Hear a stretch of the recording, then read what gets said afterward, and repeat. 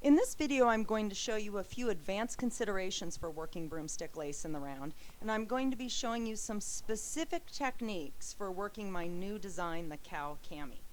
If this is your first kind of testing the waters with broomstick lace, go ahead and check out my other tutorials on YouTube. On our website at stitchdiva.com, we've got some free online tutorials to learn broomstick lace. This video assumes that you've already done broomstick lace in the brown before, that you know how to do it. Another alternative you may want to consider is taking my broomstick lace class, Beyond Broomstick Lace, at craftsy.com. It's a great class, hours of video instruction, very, very thorough. So those are some options, some precursors to understanding this video, but now let's get started. So I have picked up every loop in the round, and you can see this was the very first loop of the round that I picked up. Here's the very last one, which is the very first one right now on my knitting needle. And now in this design that I'm working on right now, what I do is I work a single crochet into every loop of the round. I want to point out a few things. It's shaping and increasing and decreasing. I can't work in a spiral fashion and have the end of the round or the beginning of the round kind of at a different spot with every round. It'll shift.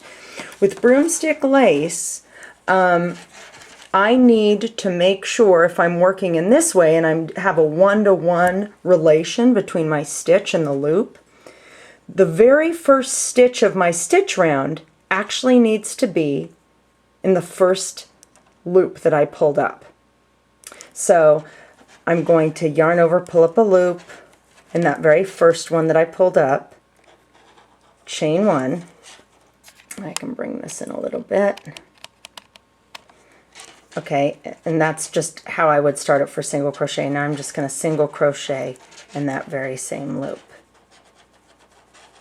Yeah, now I did it. Okay, and now I'm going to single crochet into each loop across. Now for work that doesn't involve quite so many stitches, or in work that doesn't have such a slippery yarn, I would say, hey, just pull all your loops off and work into them. You don't want to do that with this project because of the quality of the yarn and because of the quantity of the loops. So here's another way that this circular knitting needle really comes in handy, and the fact that it's a Denise needle, I just keep all of my loops on there, and what I do so that the weight of the knitting needle doesn't even bug me, I just take that knitting needle off. I don't need it anymore. And now I just have kind of this cable.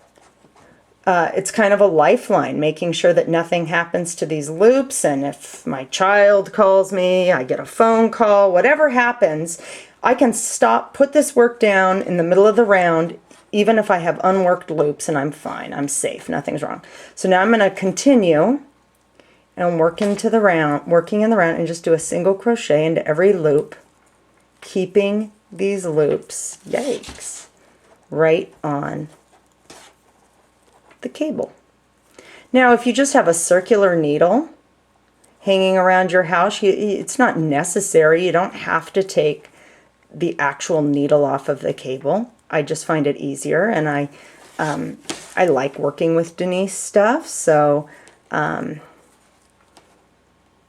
great for travel. Doesn't show up on x-rays. A lot of countries confiscate hooks and needles. Denise, because it's plastic, a lot of times they can fly under the radar. Actually, one of my most aggravating thing is that you, especially when you fly internationally, there's no issue if you're flying in America. I mean, in America, you can take knitting needles and crochet hooks on an airplane. And even if you research your destination country, they may also have no problem with knitting needles and crochet hooks. But how about the country where you change planes? I once was going to Singapore, changed planes in Japan. Well, you know, when you change planes, they make you go through security again. And Japan confiscated all my hooks. I was very upset. What I typically do is, not only do I only travel with what I absolutely have to have, but I don't put them all together in a recognizable way. What I'll do is I'll take like a pencil case, I'll put pencils and pens in there, and then I'll take tips of the Denise system, and only the ones that I need I'll put it in there, and I'll put the cables somewhere else. So in the x-ray, no one even knows what they're looking at. Yes, I will commit minor crimes to bring my knit and crochet on the plane, because what else are you going to do on a plane? Anyhow, so there's a little story about Denise, why I like it. Very versatile, and the fact that this cable acts as a kind of lifeline or safety line when you're working with a real slippery yarn or working in the round. That's just a real bonus. So there you have it. I'm just going to single crochet all the way around. No tricks up my sleeve. Nothing really complicated in that. And then I'm just going to, once I get all the way around, I'm going to slip stitch to the first single crochet in the round. And I'm just going to go ahead and follow my pattern from there.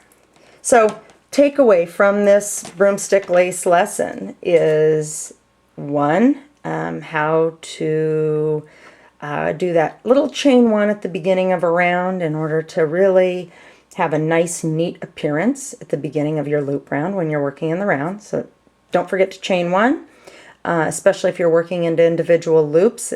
That problem gets kind of hidden if you're working into groups of loops.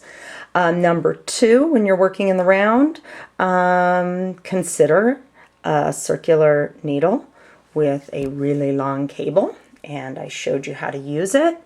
There's other ways of working in the round as well. And then thirdly, if you're going to have a lot of loops and you're going to have a slippery yarn, use the cable.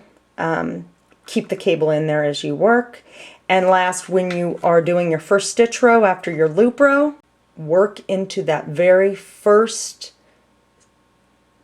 loop of the round as your very first stitch in your stitch row. Work into that loop in order to preserve proper placement for your end of round or beginning of round. All right, there you have it. This is Jennifer Hansen with Stitch Diva Studios, and thank you for watching. I hope you enjoyed this video.